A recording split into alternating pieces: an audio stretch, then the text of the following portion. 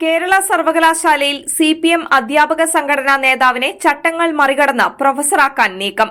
ഇതിന് സർവകലാശാല VC Mohanan C കുന്നുമേലിന്മേൽ സമ്മർദ്ദം.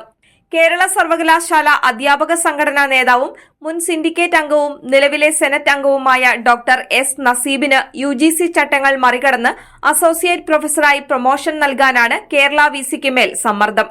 മുഖ്യമന്ത്രിയുടെ പ്രൈവറ്റ് സെക്രട്ടറി KK രാഗേഷിന്റെ ഭാര്യയ്ക്ക് കണ്ണൂർ സർവകലാശാലയിൽ അസോസിയേറ്റ് പ്രൊഫസർ നിയമനത്തിന് കരാർ നിയമനം കൂടി പരിഗണിച്ചിരുന്നു. ഇതിന് സമാനമായി 1997 കാലടി സംസ്കൃത സർവകലാശാലയിൽ 1.5 വർഷക്കാലത്തെ കരാർ അടിസ്ഥാനത്തിലുള്ള അധ്യാപന പരിചയം കൂടി കണക്കിലെടുത്ത് അസോസിയേറ്റ് പ്രൊഫസറായി പ്രൊമോഷൻ നൽകണമെന്ന് ആവശ്യപ്പെട്ടാണ് ഡോക്ടർ S നസീബ് യൂണിവേഴ്സിറ്റിക്ക് അപേക്ഷ സമർപ്പിച്ചത്. അസിസ്റ്റന്റ് പ്രൊഫസറുടെ ശമ്പളത്തിന് തതുല്യമായ ശമ്പളത്തിലുള്ള താൽക്കാലിക നിയമനങ്ങൾ മാത്രമേ അസോസിയേറ്റ് പ്രൊഫസർ പ്രൊമോഷന് പരിഗണിക്കാൻ പാടുള്ളൂ എന്നാണ് 2018 UGC ചട്ടം. കണ്ണൂർ സർവകലാശാലയിൽ മുഖ്യമന്ത്രിയുടെ പ്രൈവറ്റ് സെക്രട്ടറിയുടെ ഭാര്യയുടെ നിയമനം സംബന്ധിച്ച ഹർജിയിലും ഹൈക്കോടതി ഡിവിഷൻ ബെഞ്ച് ഇക്കാര്യം വ്യക്തമാക്കിയിരുന്നു.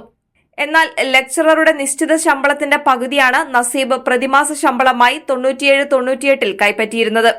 UGC ചട്ടപ്രകാരം അസോസിയേറ്റ് പ്രൊഫസറായുള്ള നിയമന അപേക്ഷ VC പരിഗണിക്കുന്നതിന് മുൻപ് യൂണിവേഴ്സിറ്റിയുടെ internal quality assurance cell director അത് അംഗീകരിക്കേണ്ടതായുണ്ട്. നിലവിലുണ്ടായിരുന്ന ഡയറക്ടർ നസീബിന്റെ അപേക്ഷയിൽ ഒപ്പുവെക്കാൻ വിസമ്മതിച്ചതിനെ തുടർന്ന് അദ്ദേഹം സർവീസിൽ നിന്നും വിരമിച്ച ശേഷം ഡയറക്ടറുടെ താൽക്കാലിക ചുമതല നൽകിയിട്ടുള്ള പ്രൊഫസർ പ്രൊമോഷൻ അംഗീകരിക്കാൻ ശുപാർശ ചെയ്ത ഫയൽ ഇപ്പോൾ VCയുടെ പരിഗണനയിലാണ്. അധ്യാപക നേതാവിനോടൊപ്പം സർവീസിൽ പ്രവേശിച്ചവർ പ്രൊമോഷന് പരിഗണിക്കാനുള്ള അർഹത നേടാതിരിക്കുമ്പോഴാണ് മുൻ സിൻഡിക്കേറ്റ് അംഗം കുറുക്കുവഴിയിലൂടെ അസോസിയേറ്റ് പ്രൊഫസറാകാൻ ശ്രമിക്കുന്നത്. അസിസ്റ്റന്റ് പ്രൊഫസറായി 12 വർഷത്തെ സർവീസ് പൂർത്തിയായാൽ മാത്രമേ അസോസിയേറ്റ് പ്രൊഫസർ തസ്തികയ്ക്ക് അർഹത നേടുകയുള്ളൂ.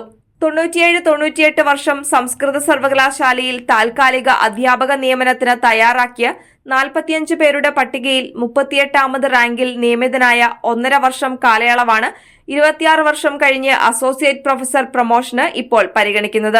എന്നാൽ ഇദ്ദേഹത്തിന്റെ അസിസ്റ്റന്റ് പ്രൊഫസർ ഹയർ ഗ്രേഡ് അനുവദിച്ചപ്പോൾ താൽക്കാലിക കരാർ നിയമന കാലയളവ് പരിഗണിച്ചിരുന്നില്ല.